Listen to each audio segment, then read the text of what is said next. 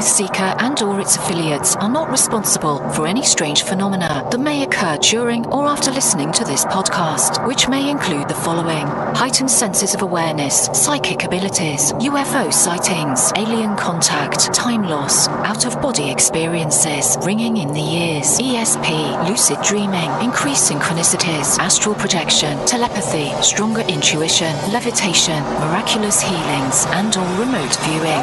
Please be advised to listen at your own discretion.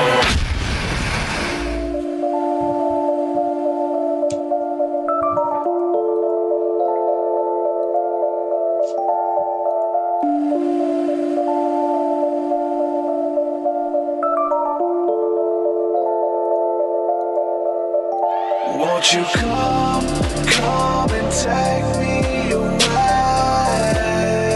I just wanna be with you. Won't you come and take me away? To a place of walk on troubled seas, faith to stand when I don't believe. I just wanna be with you. Won't you come and take me away? I just wanna be with you. Won't you come? You are now locked into the TruthSeekah podcast. Gargoyles! Psychics! Everything's ungodly! Dark savage! Streaming live at TruthSeekah.com. She's not a Christian! Give it up, y'all. Your portal to the paranormal, esoteric, and all things spiritual. She's tampering in dark-sided stuff! And now, your host, TruthSeekah. Yo, what's up, ladies and gentlemen? I'm your host, TruthSeekah. This is the TruthSeekah podcast. We're going to be diving into some deep content today. We're going to be talking about all things spiritual, spirituality, psychic abilities, mediumship, and things that go bump in the night, man. This is what we do. So looking forward to this discussion today, and I hope you guys are ready as well. So I can't go any further without saying a huge thank you to everybody who has been supporting my work via Patreon, everybody who has partnered with me, and you just believe in the vision, man. You guys are awesome. You guys are the enablers. Thank you guys so much. Shout out to some of the newest patrons we have within the last week or so. Shout out to, let's see, Jonathan, Jack, and Wayne. And Jordan. Thank you guys for coming on board, believing in the work, believing in the podcast, believing in the music. Couldn't do it without you. And a special thank you to everybody who's been partnered with me for some time now. You guys rock. If you want to support, head on over to patreon.com /TruthSeekah. There you get access to my entire discography of music, which is 10 plus albums. I've done over 200 songs. There's a bunch of exclusive content there.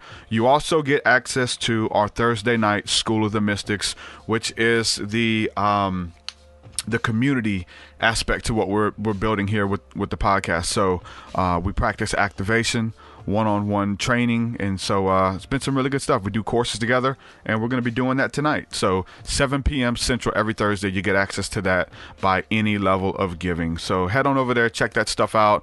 Bunch of cool stuff. My meditations, everything's available there. Patreon.com /TruthSeekah. And so thank you guys for that. Also, just a quick event I'm going to plug here. May the 3rd and the 4th is Encounter Memphis. So I will be in Memphis, Tennessee. We're going to be doing a hangout there Friday night, and we're going to be doing a musical concert, and a bunch of people is going to be performing, and that's going to be awesome.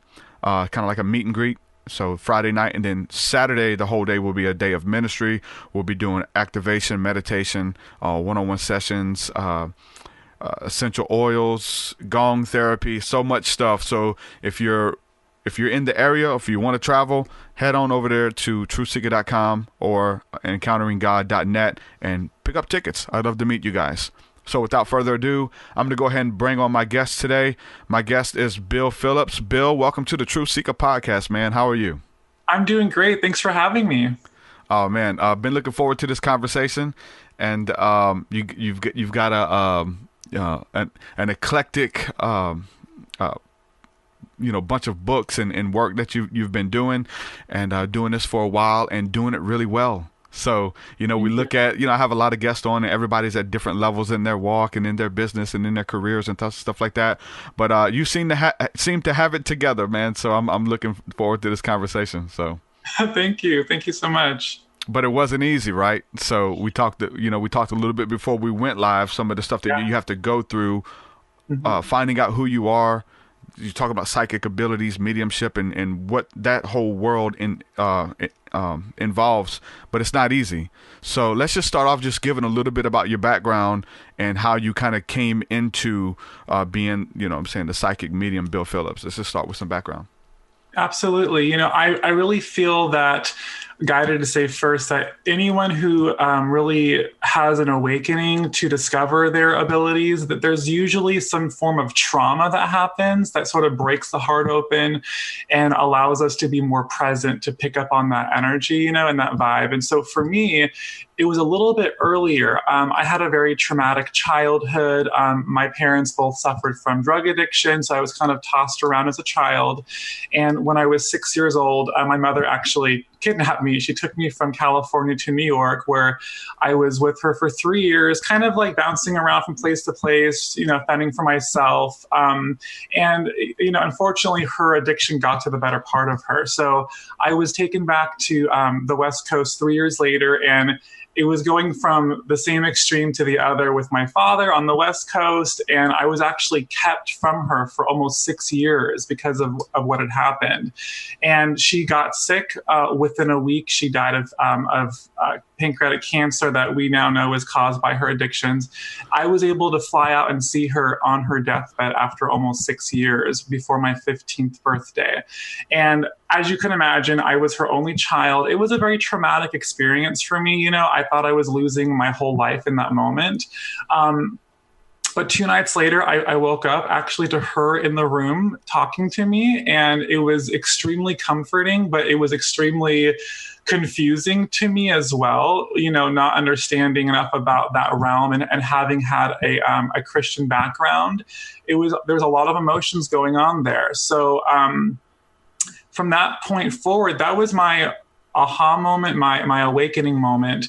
And for 3 years, I kept having these experiences happen that really led me to further understand the other side and understand what I was experiencing.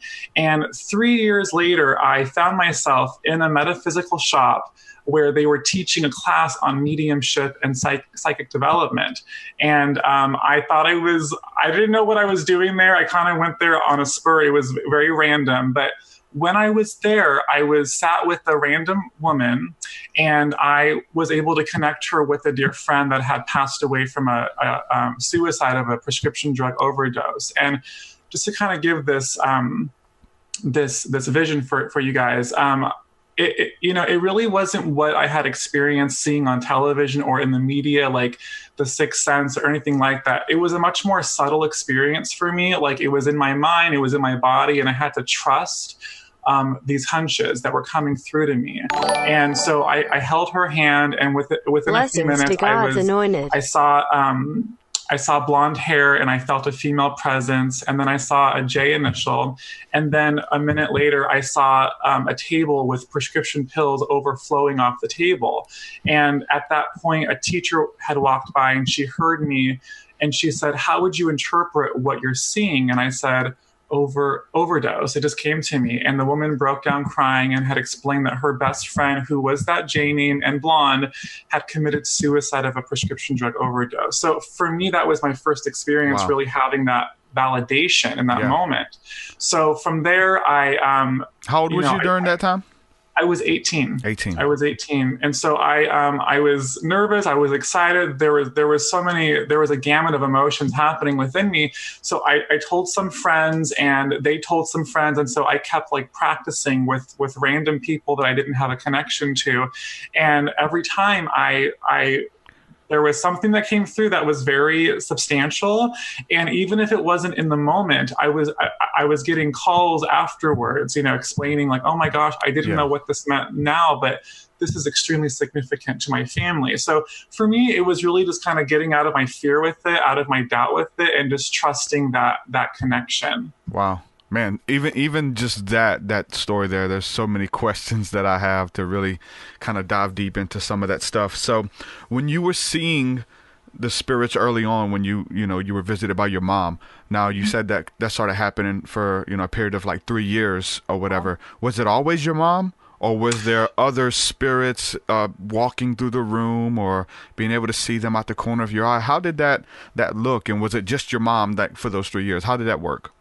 You know, and I actually left this part out. When I was a child, 4, 5, 6, I was terrified to go to sleep by myself because at night I would see faces floating around me and the mouths moving, but I didn't hear anything. I just saw all these things. And so my mom told me, oh, you know, it's your imagination. You watch too many scary movies. She was not at all a believer in that until she actually crossed over herself. Yeah. So she was so as a child, when a parent tells you that, you know, your subconscious mind accepts that command. And so for me, it totally like closed me off in that sense until years later when she actually herself crossed over. So after that experience, she did come to me several times over the course of those 3 years in very like, you know, I don't want to use the word ghost-like, but just I could feel her very strongly around me. Yeah. Within that time frame as well, a lot of things happened where definitely saw things corner of my eye, almost like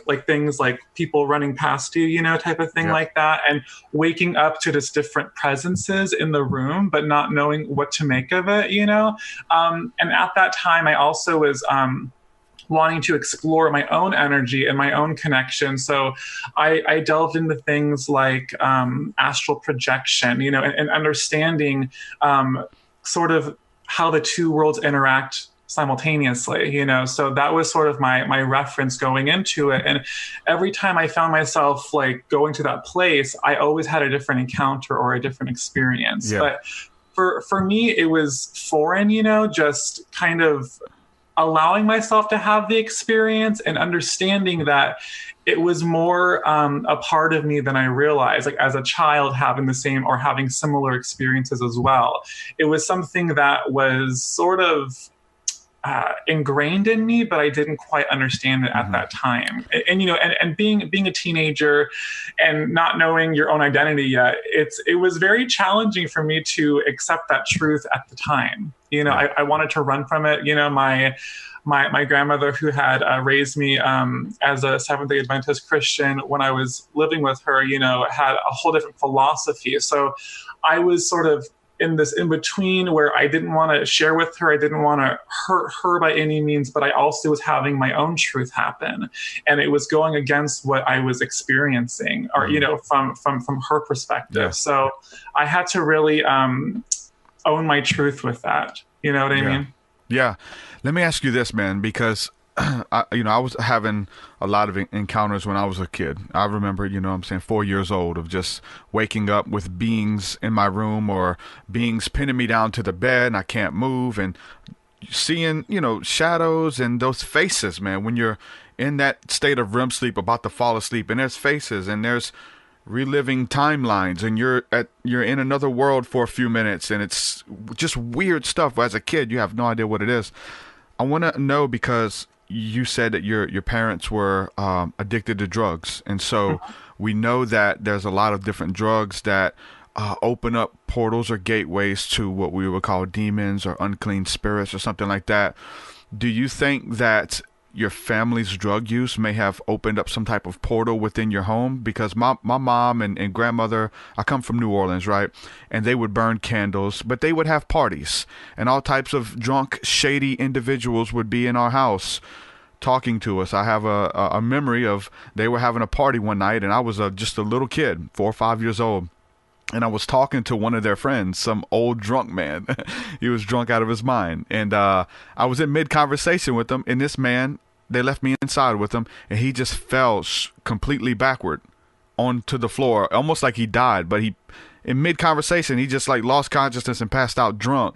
You know, there's all types of weird people, especially with drug addiction, and there's shady people. People have bad intentions to rob you, all kind of stuff. Do you think that some of that may have opened you up to be having encounters in your room as a kid because of the activity that your parents were involved with?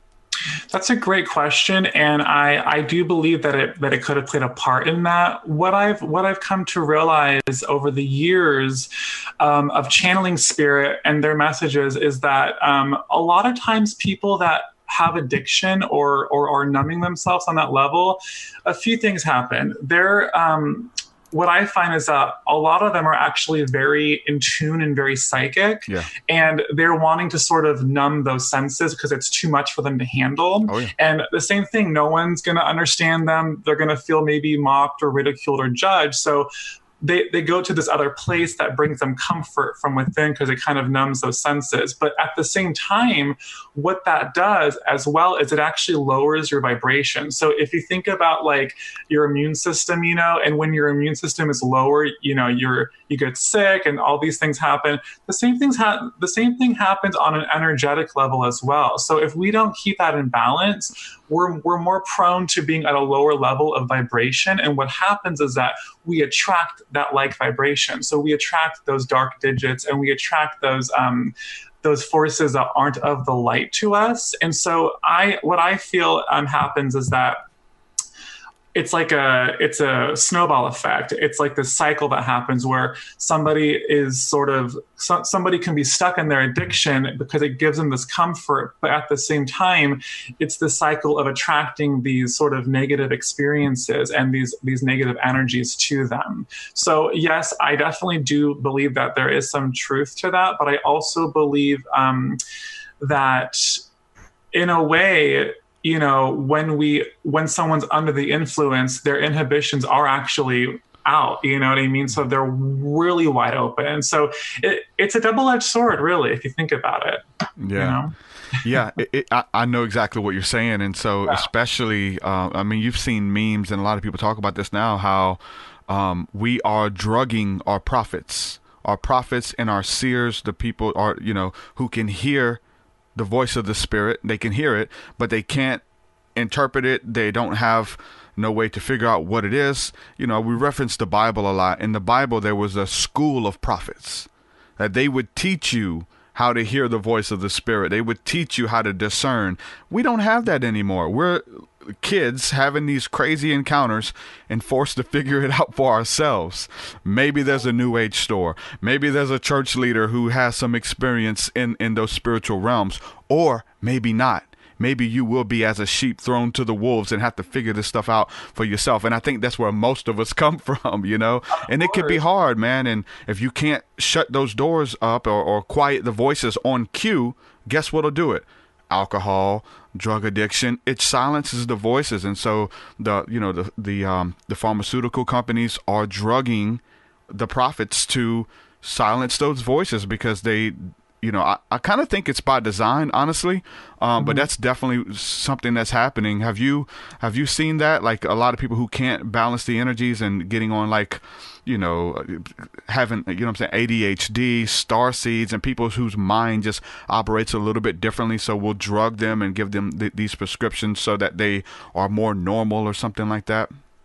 I absolutely have, and I'm being reminded of a few stories where I've actually worked with people before that were quote unquote schizophrenic, or diagnosed that way. Mm-hmm. And what I found with just speaking to them and relating to them is that all they wanted to know is that someone didn't think that they were crazy, or that someone knew what they were going through. So I remember meeting with this man, and he was having all these crazy people in his head talk to him and stuff. And I really tried to explain to him that whole vibrationary element of it, where you're more in control of this than you realize. You can command them, basically.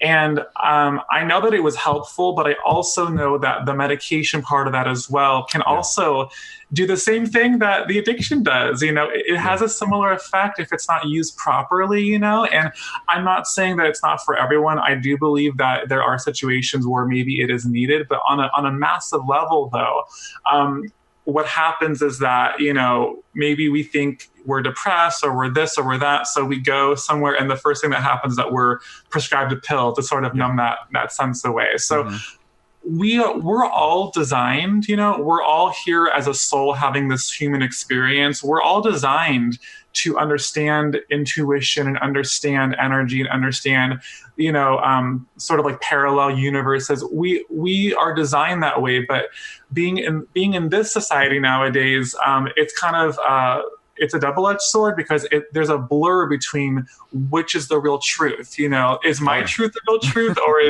is the therapist's truth the real truth? So I really feel like what's happening in the world now is that there is an awakening happening, but it's not always easy, like you were saying. And I really feel like for each individual, it's all about understanding what their truth looks like and not having someone share it with you. It really comes from within, Yeah. And whenever you're more comfortable in who you are and you do the, all the inner work, and then you're vocal about it, people resonate with it because you're embodying their story. You're telling their story, and so they can relate with it. They'll listen to a podcast like this, and there's something that grabs them. You know what I'm saying? And usually it's someone just to, like you said, let them know that they're not crazy. I've been talking about a little bit. So I really, I have a background in the occult, dark witchcraft, got possessed by demons and stuff like that, and had to run to the church. I was going schizophrenic. It was very bad. I was opening up my mind to any spirit that wanted to communicate,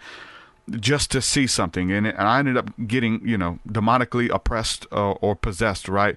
I ran to the church, but in that I got healing. I found solace, but those are giftings and abilities that are from God, right? And there's so many biblical verses about the prophetic and moving in that. And so I had to kind of figure out what that was in the light, not in the darkness and the type of, misguided youth that I was, that did a lot of low vibrational things and then tried to communicate with spirits. You start attracting those type of spirits in the ethers, whatever you're doing on the earth. I was stealing people, involved in gang activity, robbing, stealing things and stuff like that. And when I tapped into that other side, I got to deal with the demons who are associated with that stuff. But in the church realm, right, and I started having different encounters like that in the church realm, and being able to know what people were thinking, being able to know what people did, and knowing even how, like, we would pray for people and I would know exactly what to pray for. It's the spirit speaking to me, hey, this is what they've been going through, pray for that. And it got to this weird, it started getting deeper and deeper. So much so I've been talking about it, like when we would go minister, I did gospel rap and shared my story and stuff.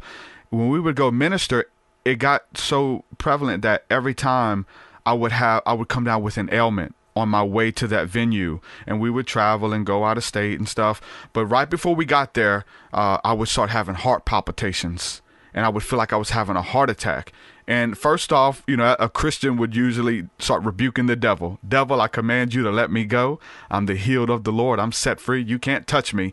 And guess what? It doesn't go away. You can't rebuke it. You can't pray it away. When you come to find out that those feelings aren't from the devil, they aren't from Satan, they're from God, that the Bible talks about letting Jesus was able to feel the infirmities of the people. He was able to feel their afflictions and know what they were thinking, and so with that comes an empathy. So I would go to these meetings and my heart would break, and then once I would move past the whole devil thing, I said, okay, God, what is it? He's like, and then the God would speak to me, the Spirit would speak and say, I want to minister to the brokenhearted. This is what I want you to speak to. Speak to the brokenhearted here when you get there. Other times we would go to churches, and then right before we get there, I would feel like I broke my back. My back would hurt. My spine would be out of line. And I'd start rebuking the devil again. Devil, get off my back. Loose my back right now. And it wouldn't go away. The pain would stay. I said, okay, God, whose back do you want to heal when we get there? And then we would go to the place, I would minister, and I wouldn't do anything until we called out that back injury, right? And whoever's it was, the person would stand up, come to the front. We would pray for them, command their back to line up with the word of God, speak healing over them. The spirit would leave me. They would get healed. Other times I would go there. I would go deaf in one ear. We'd be in a service, and I'd start panicking. Oh, Lord, my blood sugar's off. Why am I deaf? You start freaking out until you start realizing, hold on, I'm healed, I'm set free, I'm delivered. This isn't no attack against me. And so God's letting you feel the infirmities of the people. Does that make sense to you? Have you ever been like in a room and then had a crazy migraine, or like, where is this coming from? And it's someone next to you who's going through that kind of stuff. Do you feel that too? All the time. And, what you're explaining as well, besides it being empathic, it's also being a channel as well, and being that medium, between the two worlds. And so, you're being used as an instrument. And so that's really how this works. When if I'm doing like an event for like 200 people and I'm in front of everyone and I'm having different souls come to me, they're using my body as the instrument. So like you were saying, your heart palpitating, or these types of things, they're trying to show you what happened to them when they were here. And so that's the whole point of it, is that have that validation. So they come close to you. And here's the thing as well that I want to make very clear. There is a light and a dark to this. With anything in life, there's always a light and a dark. And so when I set up myself to go out there and channel, I am surrounding myself with the white light. And I actually do it in a meditation with my audience or with my clients. And I always bring in what I refer to as the Christ light. And that light is something that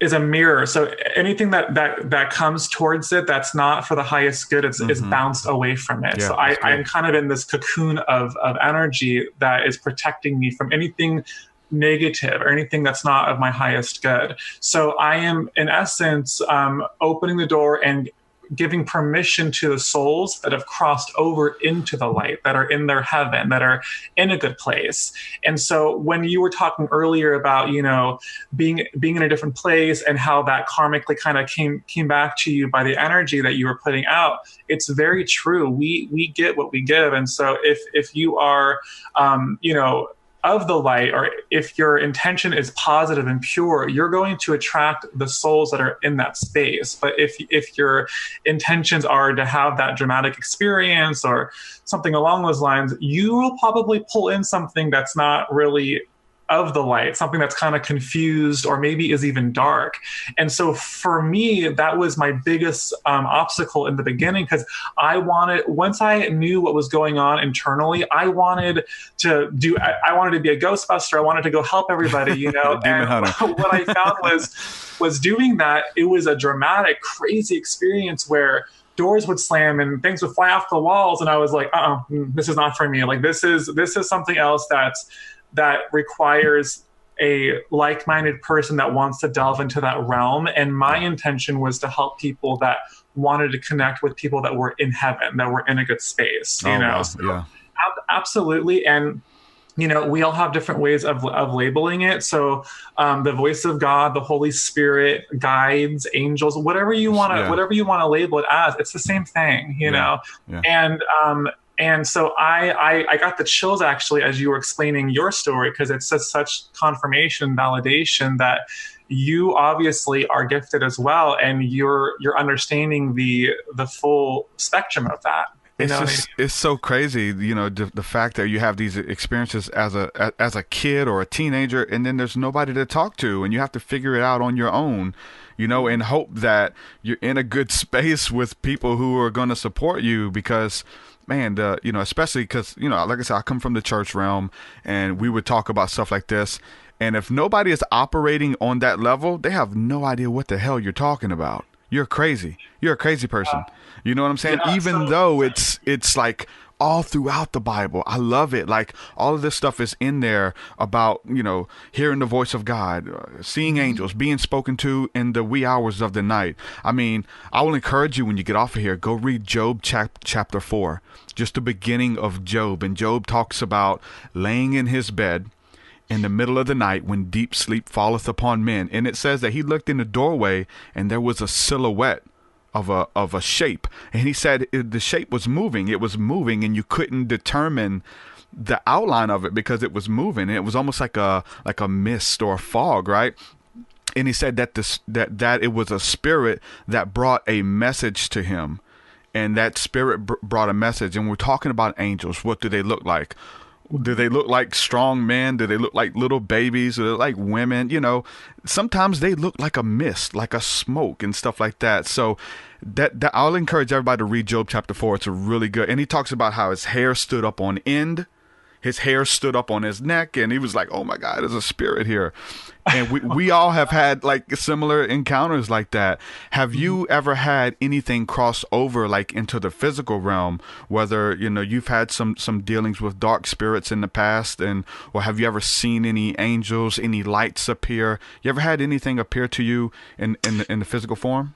Oh, yeah, all the time. And actually, what I want to say about that is that the angels are the highest, purest form of energy.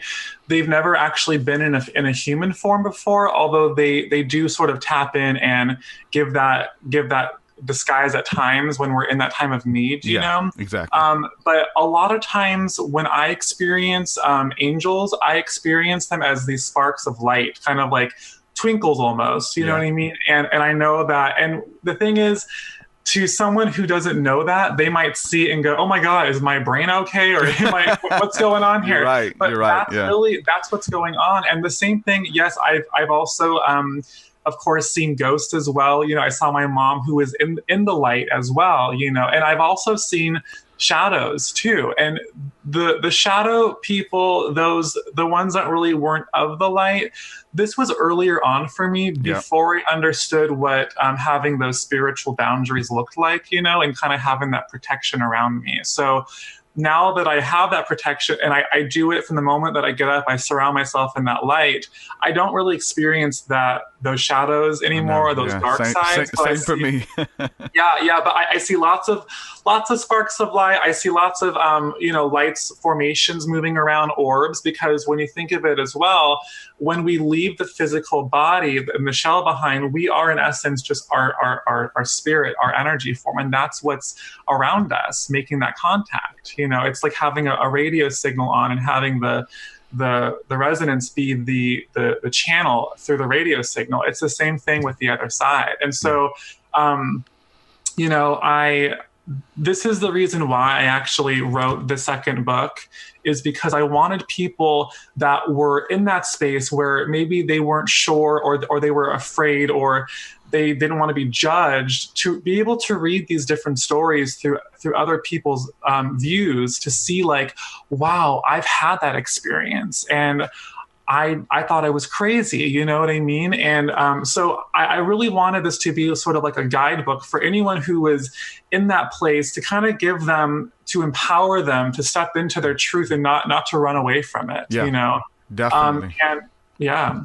And, you know, the other side likes to use lots of different elements to get our attention in the physical sense. So it could be, you know, numbers, music, electricity, lights flashing.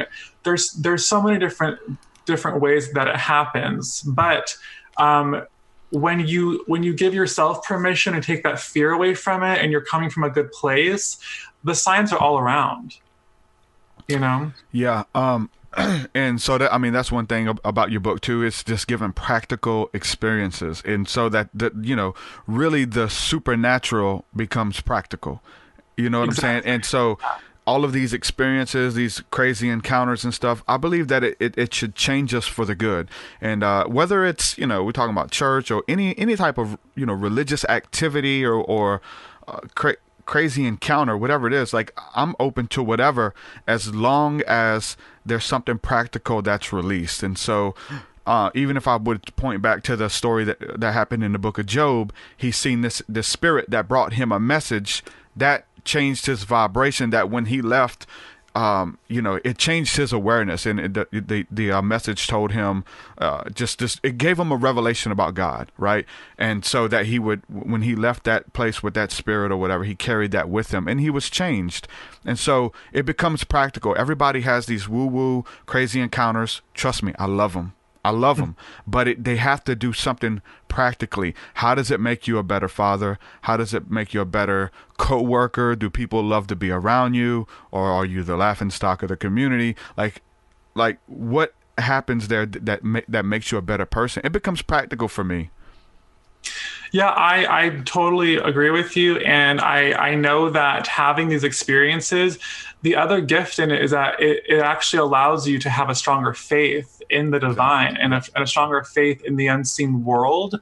And this is why our angels, our guides, our loved ones that are in that good place are giving us that reassurance from these signs, to be able to be present in the moment and go, there's more to life than just what I'm experiencing right now. I'm not just here to like pay these bills and go to these, there's something larger happening here. And I really feel that that's the gift in it, is that not only does it give you that awareness, but it also gives you faith in something larger than yourself. And that to me is the most incredible thing about the other side, is that they're truly trying to help us live the best version of life that we can live while we're here, because it goes by so fast. Yeah, definitely, man.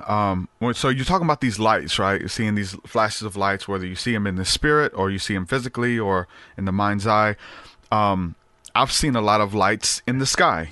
I do a lot of stargazing, and I will see those angelic figures that are balls of fire in the sky. They'll light up. They'll do different aerial, phenomena, movements, and things like that. They'll fly into constellations. I've seen a lot of crazy stuff.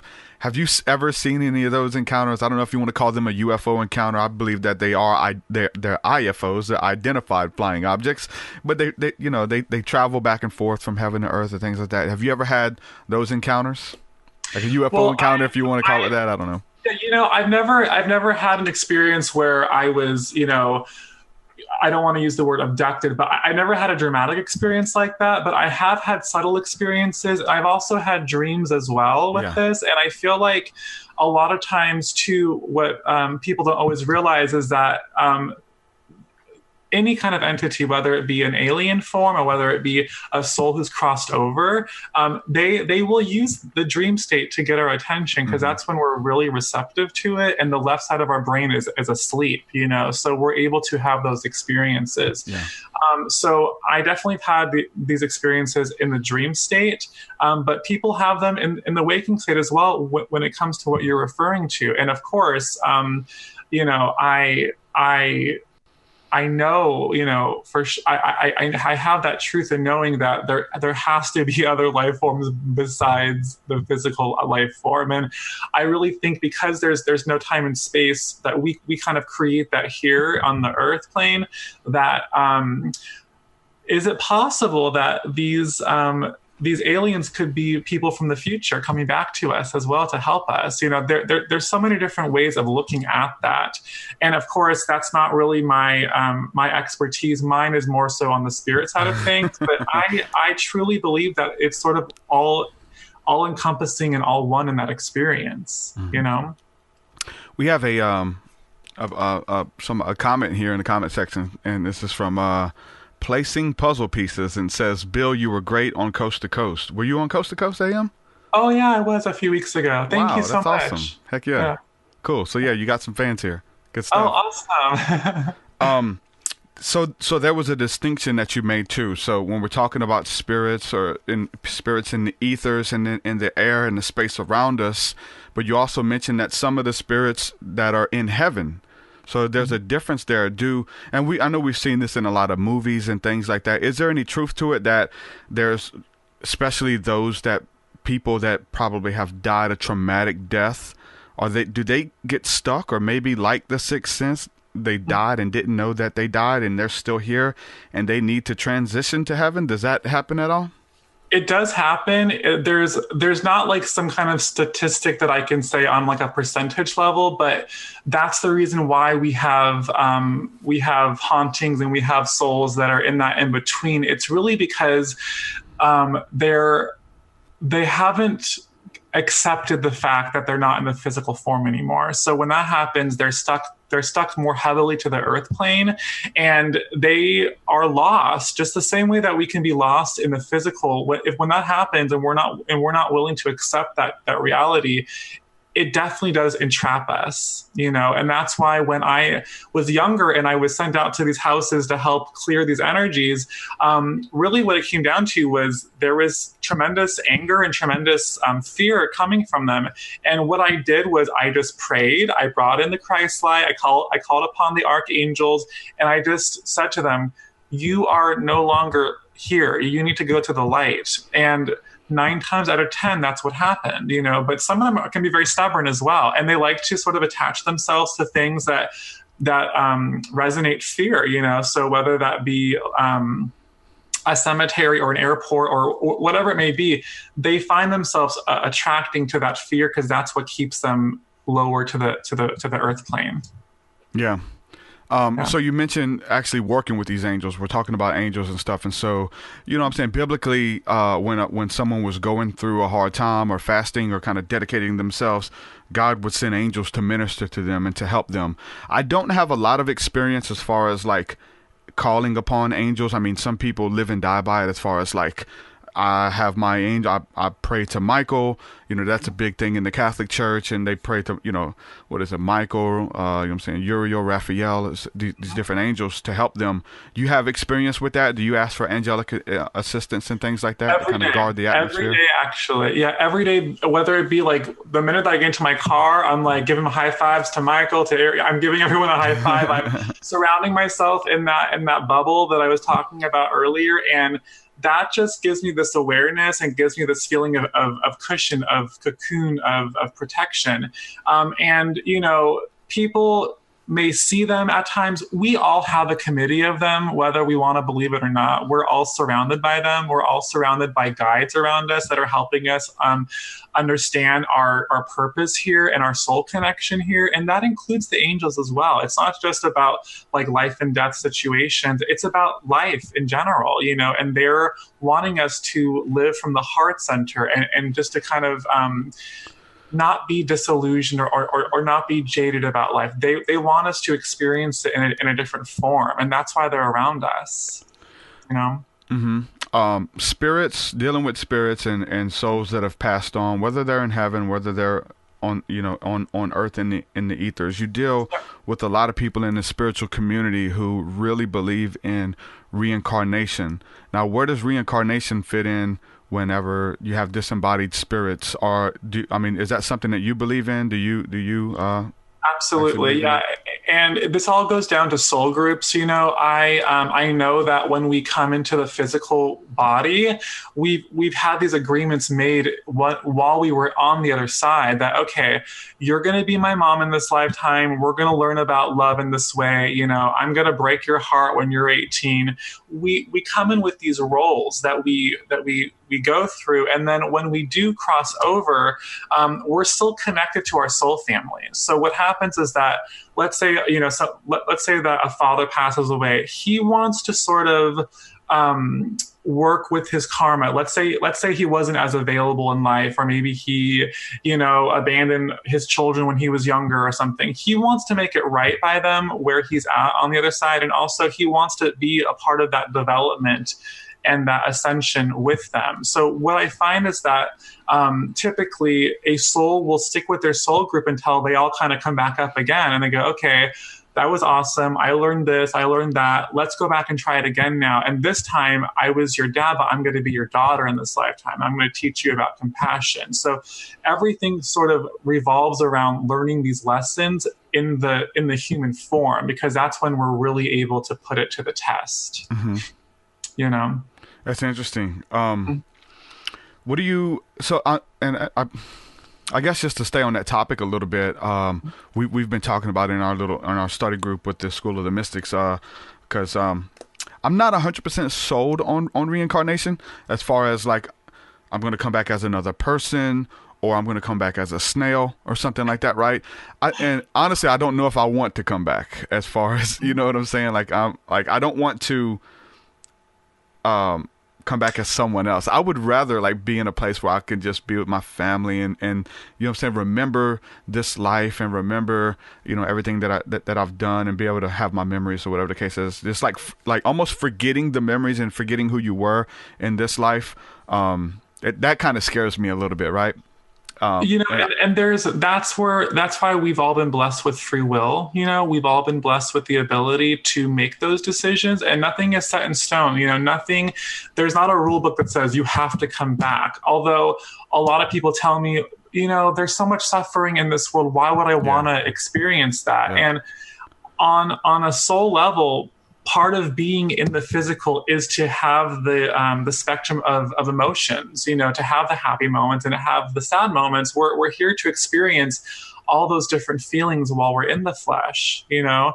And the reason, so I know for sure about my truth anyways about reincarnation, because I've had my own experiences. I've done work, working on past life stuff. And at times as well, when I'm channeling for somebody, sometimes that information will also come through as well. That really validates. And a lot of times what happens is that fears that we have, phobias that we have in this moment or in this life are directly connected to a previous life, because the cellular memory is still with us. And that sort of, for me, is what validates that experience.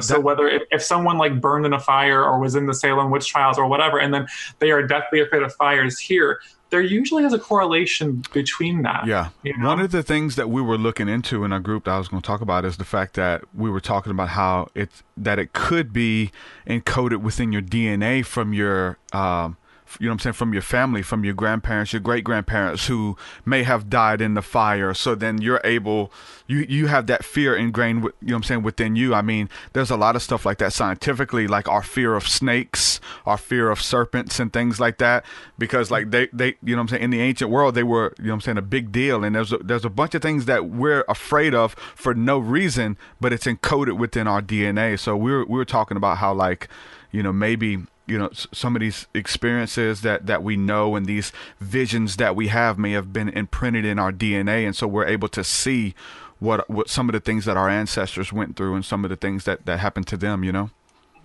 Yeah, I think that there's truth to both sides of that, but I really believe that the essence of us, that cellular level of information, does travel with us over time, and for some of us, it could be the fire, or it could be, tarantulas, or whatever it may be. But we're also here, I feel like, as well, to sort of disconnect from that ego part of us and that fear part of us that wants to sort of rear its ugly head and get involved in our daily affairs. We're here as a we're here in that form to really disconnect from the fear and not to let it rule us, and this all goes into our spiritual being, the fact that we are designed to be psychic and to be intuitive, and we're designed to have these connections. And the one thing that stands in our way with that is fear. That's the one thing. And that's the ego. That's the rational part of our mind that wants to kind of destroy anything divine coming through us. So, really great question. And I really feel like anyone that's listening to this, to really allow themselves, to give themselves permission to have a belief in something larger than themselves. That's the first area that I feel like is very important, but also life-changing, is when you actually on a human and also a soul level give yourself permission to have that belief system. That's when things start to shift dramatically around us. And that could be a big deal too, talking about coming out of religion and everything is taboo. And we talk about how people in religion, a lot of them aren't spiritual, but they're superstitious. They're afraid of their own shadow. They're afraid of the black cat that walks in front of their path. They're like inwardly, even though they're older and they're up there in years, they're not going to walk under a ladder. Right. It's ingrained in them not to walk under a ladder because something bad's going to happen. So these essentially are like ungodly beliefs that are not real, and they're shaping the way that people interact. And so someone here in the chat's talking about how she says, Barb says, that's so wild. I don't drive on the freeway and I have no idea why. I'm over here trying to just accept this. I'm over just trying to accept it. I remember we actually got in a wreck on the interstate. It was storming and we had the music up, and I don't know why I just didn't put two and two together, but we were driving like 70, 80 on the interstate while it was storming, and all of a sudden our car just started doing a 360 in the highway or interstate, and we went off the side, and I was going down a hill, and I remember just being scared, and I just screamed, Jesus! And right when I did, the car stopped before it slammed into the tree. And like if we would have just a couple more inches, we would have hit a tree. And but I remember after that, I was scared to death to get back in a car, but really get on the interstate. When you're getting on the on-ramp and you're starting to drive faster, and like it triggers you because there's like this fear that you have there, and there's a lot of people there, especially with religion, is cognitive dissonance. Even though that this is the truth and this is what you believe and this is what makes sense, the cognitive dissonance won't let you filter it in because you've been told. So with a lot of people like you, like me, and a lot of people listening, you have to go through that unlearning experience and quit learning from, the fear-based stuff, and really be, led of the Spirit, what the Bible says, led of the Spirit, and be retaught, to actually have your mind retaught and just break down everything. Religion is big, man. It is super duper big. It's crazy. I totally agree with you. And I feel like that unlearning or that undoing is, or the unprogramming rather, is basically allowing yourself to go with what moves your soul. And I believe that, every religion, every philosophy has its truths and its strengths. And I really feel like we are here to sort of go through and decide for us on that soul level, what best resonates with our evolution and with our understanding. So, I was raised very Christian, and I uphold a lot of those belief systems still. But there are a few things that I have as my truth, and one of them is that, the other side in the spirit world, that they do surround us, and they are trying to help us live the best lives that we can live. So going back to that undoing, whoever is listening to this right now, the biggest advice that I can give to you is to really just release, to the best of your ability, to kind of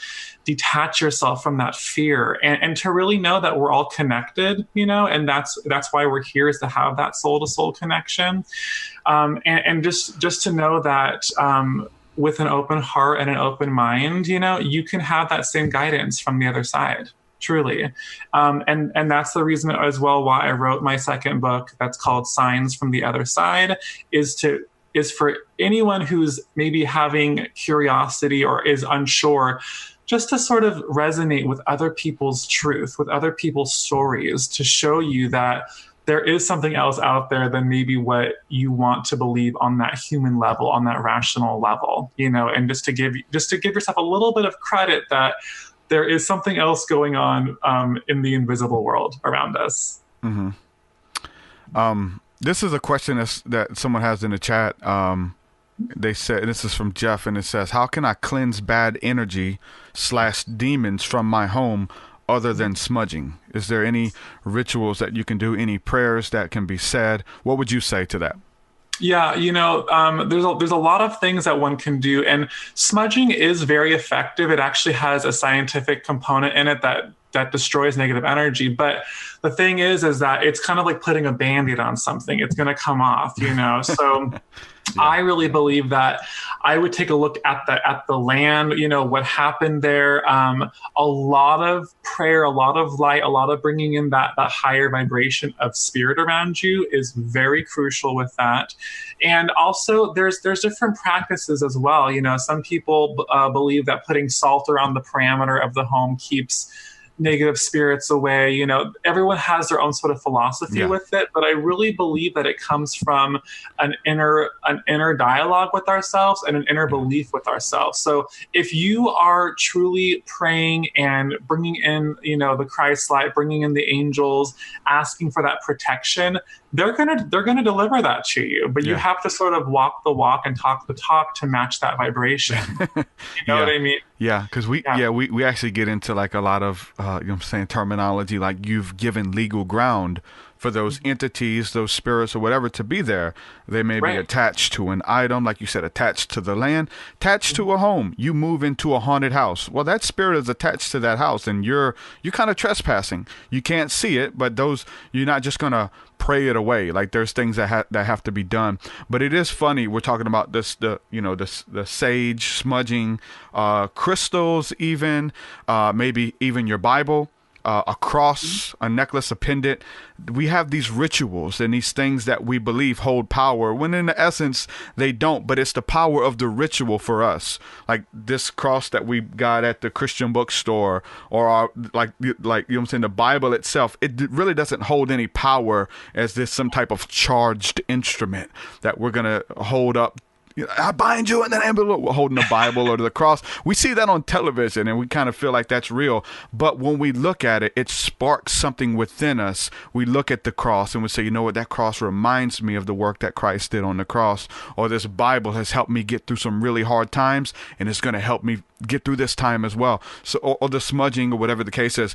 And it's the power of the ritual, but like you said, getting down to the root of it, figuring out why this keeps happening, and doing a lot of one-on-one consultations with people. You find that out is that you have to get down to the deep roots. And so sometimes people, much like the pharmaceutical industry, they just want to treat the ailments. They want to treat, you know what I'm saying, like what's happening to them, instead of going to the root of the problem and really getting that healing, because it's sometimes a little bit harder. It's a little bit more work, a little bit extra. People want a quick fix. They just want that quick fix, but you really have to do that inner soul work to really move down to the healing, and versus just saying a couple prayers and I'm good. Like, we really got to get down to the core, right? Yeah, that's true. And everything that we use for that reflection is already available within us, you know. But I would also say as well, to know that we're more in control of them than we realize. And I think what happens is that people feed the fear and they go, oh my God, there's a ghost here, and it's not going to go away. Try telling them you're not welcome here. You are no longer living anymore. Go to the light. Like, you have to really have that command within yourself as well. And it all comes back to personal power and owning that power. So when you own the power and you tell them and you have that boundary and those rules, they will respond to that. It's part of spiritual law. They have to respond to it, especially if you call upon the higher, you know, angelic realm and the spiritual realm. They will be your bouncers basically in that process. You know? That's good stuff, man. That's good stuff. Let me ask you this before we go. I got two more questions for you. So you talked about astral travel and different things like that. Do you access the trance state, and do you have to access the trance state? I know that leading the guided meditations and getting relaxed, it helps a lot, versus, trust me, when we do like guided meditations and prayers and stuff, and there's a difference from communing with family and then jumping right on here and going live, hey, this is what we're doing, versus, hey, I need a few minutes to kind of get my, you know, shut all my thoughts down, get in this place where I need to be to minister, to be able to hear and things like that. Is there certain things that you do to enter trance state? Or is that a necessity when you maybe do a live event? Even though you do, like, I know you say you do like a guided meditation and get everybody in a relaxed state, which is beautiful. But is that something that you practice, like entering in the trance state, Kundalini yoga, things like that? Absolutely. That trance state is my calling card basically to the other side, you know. And so for me, and every day for me looks like, you know, meditation in the morning, chanting in the morning, basically anything to kind of pull me out of that rational part of myself. Yeah. That's where I enter that trance space. And that's the channel. That's what connects us to the other side and into the other realm. So for me, it's not, I don't spend like a whole lot of time at this point. For me, it's a simple shift in my awareness. And also it's setting an intention as well. You know, that's kind of like the calling card, is giving your words and giving your permission as well. That also helps you enter that trance space. But it's a lot more subtle than people realize it is. It's very subtle. It's almost so subtle that if you're not fully aware of the here and now, it goes right over your head. Yeah, you know, definitely, man. I think it's as close as our next breath that we can explore it just through the breath, you know, focusing in on that breath and stuff. And so sometimes it's hard, man. Sometimes I'll jump right in, and you're doing a live broadcast, and like in broadcasting, they're like, dead air is not good. Like, don't have any dead air. Don't have those gaps of silence. But like doing this in the trance state, hey, to sit there and wait for a few minutes is where the power is, in the silence, in the stillness as well. So there's actually beauty in waiting, and even the term waiting doesn't mean not doing anything. You're actually doing something as you're waiting. So that's good too. Before we go, man, do you have another story that you can leave us with out of the book? Oh, absolutely. There's so many stories. One story to me is so incredible, and it just shows how spirit works. And there was a man that lost his wife in her mid-30s to cancer, and they had a small child together. And his belief system, he was, I feel like, maybe looking for more answers. And a few months after his wife's passing, he decided to start, a new journey. And so he actually moved, and he bought a new house. And the house was being, put together and designed and everything. And his wife's name was Heather. And he went to the house. It was under construction. They were, they had kind of like labels on things of what they were going to paint and what they were going to do.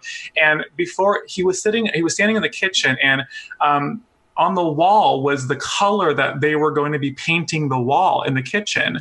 And he looked at it, and the color's name was Heather. And wow. So that for him, and he was thinking about yes. her, that for him, was his aha moment. Like, oh my God, there's just no way. Other stories as well are, one story that happened to me, and my mom sends me so many signs every day. White butterflies, 143 as a code for I love you.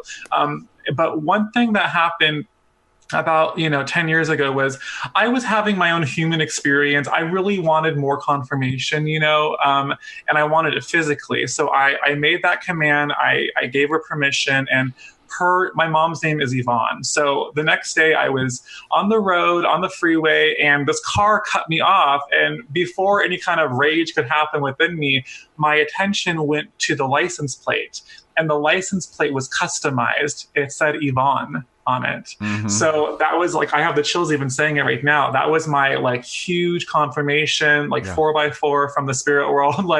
We're with you. We're always with you, Yeah. So they're always sending us these signs, and it just takes a simple, shift of our awareness to understand what those signs are and how to pay attention to it. So in my book, I also do go through and give a guided meditation. I give a little bit of a background to my experience of how I discovered this for myself, with really the intention that whoever it's supposed to reach, that it will, and it will give them that awareness of, okay, I need to pay attention to this more. Oh, yeah. You know what I mean? So I just want to show you. So the book is called Signs from the Other Side, and it's available at any Amazon, Barnes & Noble bookseller around. So I truly hope that it reaches who it's supposed to reach. Definitely, man. There's a lot of people in the chat really digging the conversation today. Let me just ask you this. I really don't want to, but the chat's asking me. Just because the signs of the times, right? So as far as the return of Christ or the end of the world or something like that, do you believe that we're moving towards some type of apocalypse? I don't believe that at all, as there's some type of apocalypse, like the world's about to end. People have been saying that for thousands of years.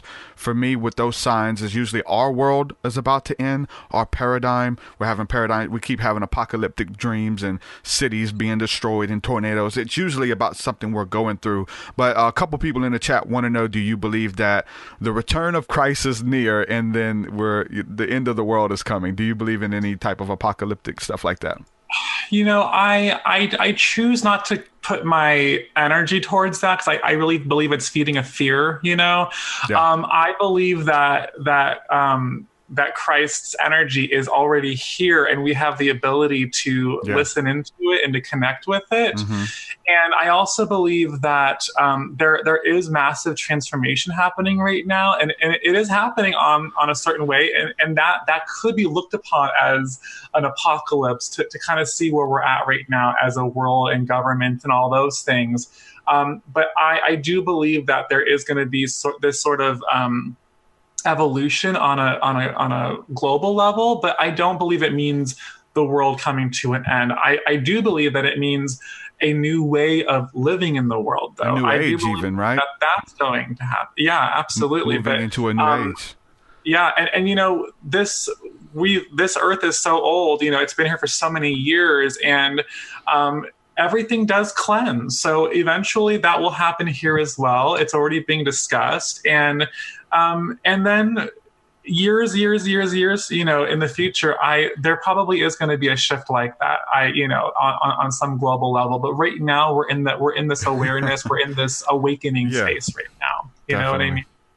Definitely. Yeah. Well, man, I really enjoyed our conversation. Thank you so much for coming on. And everybody go check out his book. Like I said, I will put a link in the description to the Amazon and Barnes & Nobles and all that good stuff. Make sure you guys check that out. And Bill, I really appreciate you coming on, hanging out, man. It's been a blessing. Thank you. It was an honor, and I love the work that you're doing, and thank you so much for having me. We'll have to do it again, my friend. Thank you so much. Absolutely. All right. God bless. Later. God bless. Bye-bye. Bill Phillips, ladies and gentlemen. Good stuff. Some great comments there, man. Some great people hanging out in the chat. There was one thing that we was talking about, the different phobias and the different fears and superstitions even. And somebody was mentioning, don't step on the crack or you'll break your mother's back. And so like people, like as a kid, you heard that and you really thought if you stepped on that crack, something bad was going to happen. And it was funny just to see some of you guys bring that stuff up in the chat, because I used to do that too. But I always have to make sure you step over the crack, never step on. There's all these different things and, these different traditions and stuff. And I'm telling you, religion plays a big part of that, and you don't even know it.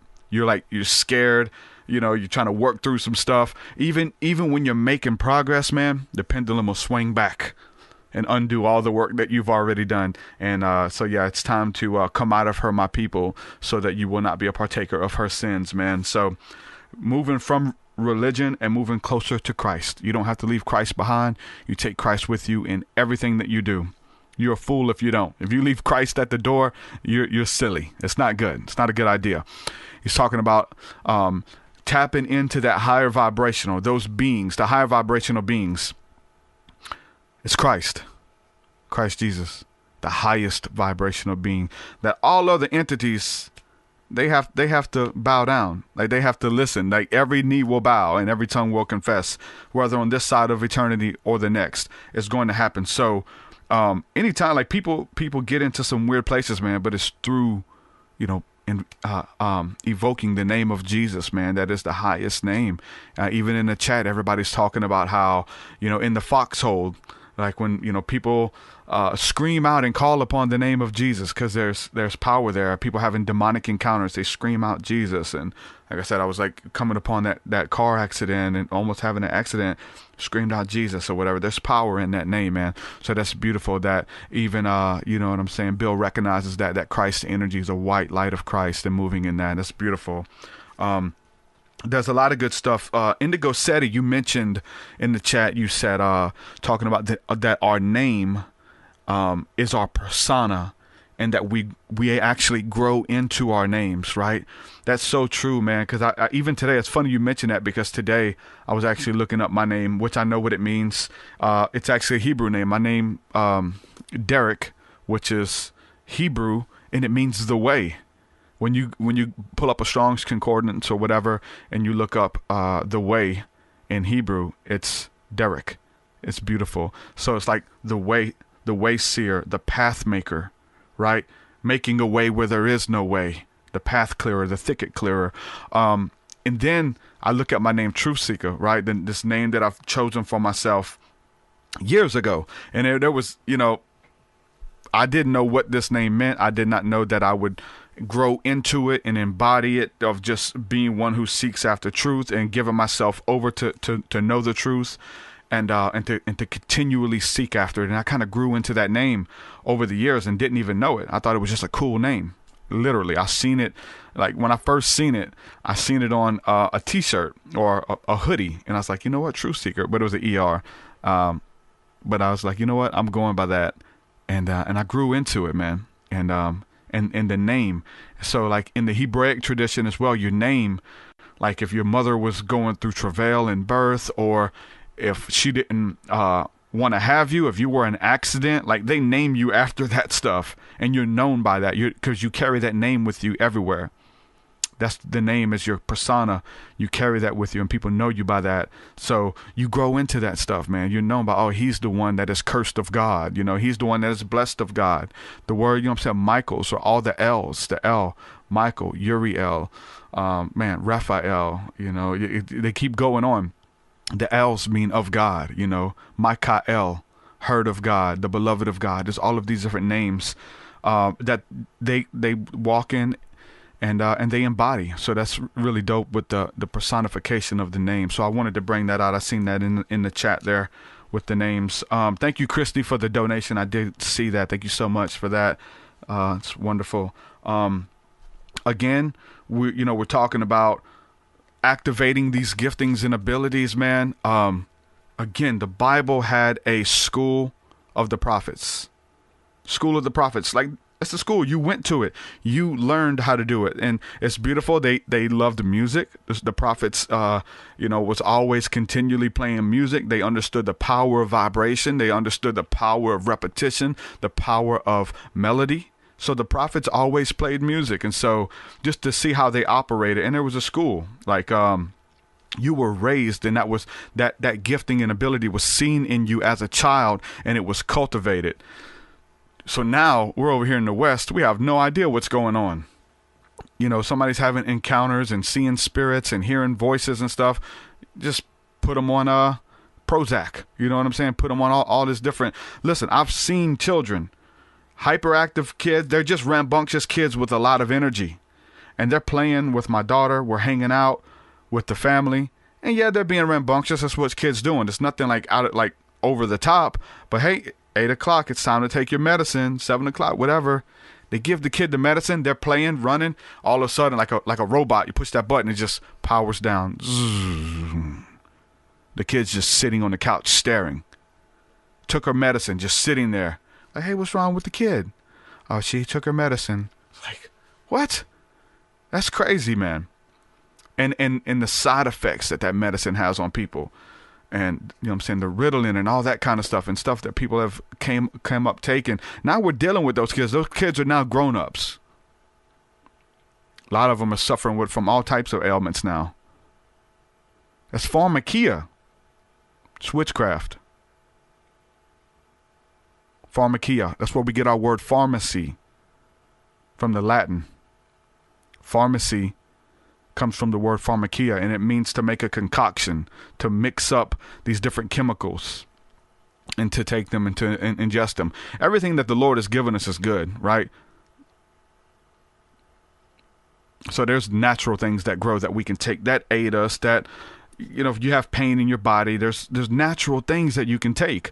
The government's trying to take that stuff and regulate it. And just look at kratom right now. Like kratom was used to help people get off of opiate addiction, right? With less side effects using kratom. And now it's Schedule 1 in Alabama. You can go right across the state line to Florida and buy it at the gas station. But in Alabama, kratom is a Schedule 1. If they catch you with that, it's just a root. Kratom, it's a root.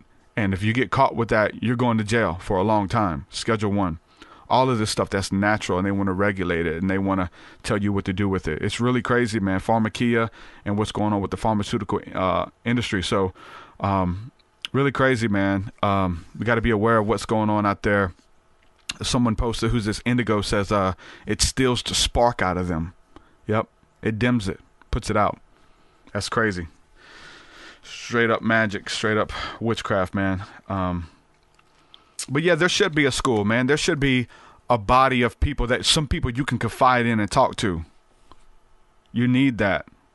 That's why we're here. It's not just me. I'm not an expert. I don't know it all. I know the one who does, though. And I can connect you with that person. Tap in. So that's what it's about. Growing together. Cultivating that relationship with God. Cultivating your spiritual giftings and ability. Growing in relationship. Tolerance is beautiful. Right? Part of that in there too. The scriptures, they had a school of the prophets. We have a school of the mystics. And a lot of times it's just hanging out, having conversation. Having someone to talk to, like he said, to know that you're not crazy. Here's Chris Garner. He's mentioning about the different things that people are labeling disorders. It's not a disorder. Often it's a diet. Just change what you're consuming. Physically and spiritually. Change what you're consuming. Garbage in, garbage out. Garbage in, garbage out. So that's what we're about, man. Tonight we're doing the School of the Mystics. We're going to do a hangout. I'm looking for some more course material that we can get into. I'm looking at a couple different ones right now, but we do practice that. We get off into groups and we get off into one-on-one, and we learn to prophesy. We learn to ask God what he would say to the person that we're paired up with. God, what do you say for that person? And learn to hear that and tap in. So that's what we're going to be doing. So if that's what you want to do, you want to learn in a safe environment with like-minded people, hit up the School of the Mystics. It's for any level of giving, you get access to that. That's $1 a month, whatever you can do, just to get access to the mailing list and the access codes and all that kind of stuff. So yeah, check that out. That's through my Patreon as well. I'm working on a new album right now. I'm a couple songs in it. It's also going to feature some other stuff that's on other people's projects. I know for sure that I've done features with, so I'm gonna put a couple of those on there. But my new album that I'm working on now, there's no release date, but it's called the ESP EP, Extra Sensory Perception. And each song, just like I did Colors, where each song was dedicated to be inspired by one of the chakras, one of the different problems that we have within the body, and how to align that and what that means to me. The same way with the ESP EP is going to be dealing with clairvoyance, clairaudience, clairsentience. I'm already working on those. 2 of those are already available on my Patreon, so if you want to check that out, be sure to navigate on my Patreon and actually get those.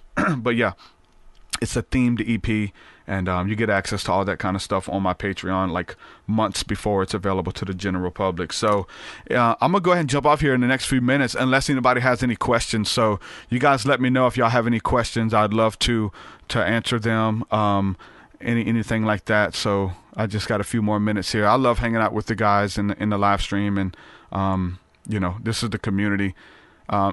It's where it's at. So y'all let me know if there's any questions, and I know there's been some questions already, but I can't scroll back. So if you even have to like repost that or something, I'll try my best to answer your questions. And most of the questions that I had for Bill, I've already kind of went into, but there's just so much more that we can break down. The School of the Prophets, again, like that's deep, because I'm big on the scripture in the New Testament that talks about the spirit of the prophets is subject to the prophets. Spirit of the prophets is subject unto the prophets. What does that mean? It means if you're a prophet, if you're a seer, and you're having these encounters in the spirit, you can't just go to anybody. You can't just go to anybody. You're seeing visions, go to your pastor, watch what happens. Go to your pastor, tell them that there's a spirit's visiting you in the night. They're going to pray against it. They're going to tell you it's demons. You need to go to a prophet, okay, so they can kind of unpack this a little bit. Somebody who has some experience with that. And they always, those people always want to explain it away. Blessings, bro. Blessings to you too, Danny. Thank you for the donation, brother. You rock. Love you, man. Hope to see you tonight. Go, you know what I'm saying? Go to these people. I'm saying it facetiously. Don't go to them.